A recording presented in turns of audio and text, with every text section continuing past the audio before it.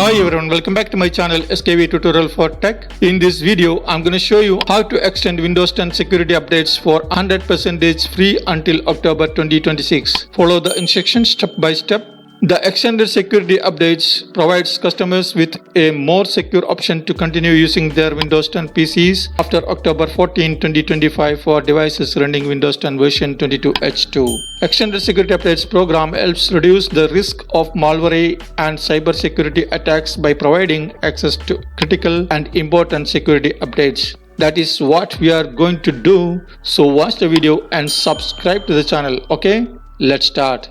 To do that, open the Windows settings by pressing Windows logo key plus I. In the settings page, click on Windows Update. If your updates is off, click on Check for Updates. Then if you are eligible to enroll, you should see this message, Enroll in Extended Security Updates to help keep your device secure. Then click on Enroll like this. Then you will see this kind of window, Enroll in Extended Security Updates to stay protected. Here, click on Next like this. Then you will see you are eligible to enroll in Extended Security Updates at no extra cost. Then click on Enroll like this.